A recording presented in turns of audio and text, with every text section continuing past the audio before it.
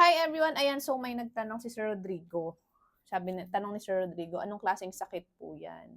Ayan, para sa kaalaman po ng mga hindi pa po nakakaalam, ang autism po ay hindi po yan sakit ha. Hindi po yan sakit na kagaya ng mga cancer na baka akala nyo po ay nakakahawa. So ayan, babasahin ko na lang sa inyo to para mas malinaw yung pagkaka-explain.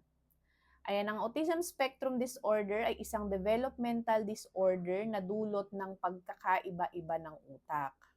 Maaaring may mga limitadong interes at paulit-ulit na pag-uugali ang mga taong namumuhay ng may ASD. ASD ibig sabihin Autism Spectrum Disorder.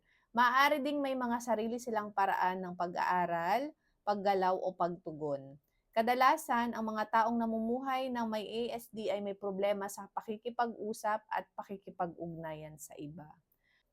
Ang ASD ay maaaring hindi gaanong matindi hanggang sa malubha. So, yun po yung tinatawag nila na yung autism daw is may level. So, di ba, meron po tayong level 1, level 2, level 3. Maaaring iba-iba ang uri ng mga sintomas na mayroon ng isang tao at kung gaano kalubha ang mga ito.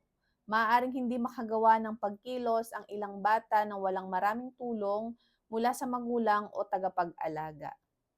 Ang iba ay maaaring matuto ng mga kasanayang panlipunan at berbal at makapasok sa kolehiyo at makapagtrabaho.